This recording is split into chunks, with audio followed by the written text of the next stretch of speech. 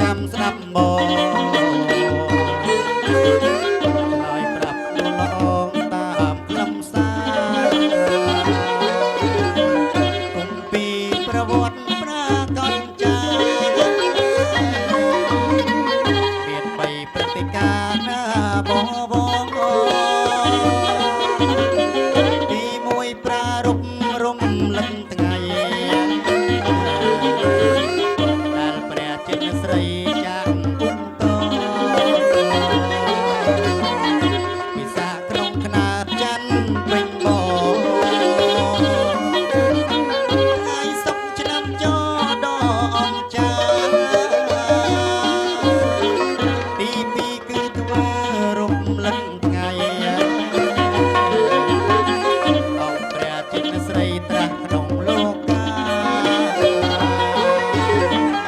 ពិសាពេញបោហេតុមហោសចា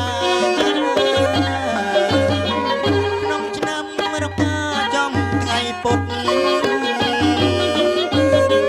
មនុស្សព្រំទេវតាសាទរក្រៃគ្រូក្នុងភពត្រៃថ្លៃខ្ពស់ផុត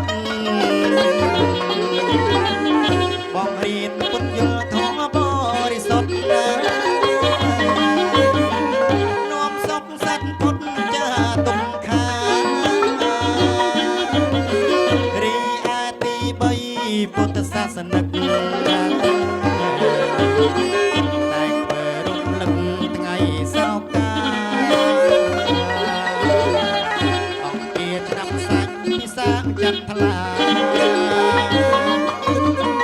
ព្រះបរមសាស្តាចូលនិព្វាននេះហើយបុព្វហេតុកើតយ៉ាងស្ដែងពុកពីចាចែកថ្លែងនីតិនាំឲ្យវិសាងបូជាមានដូចបាននិទានជូនជីវា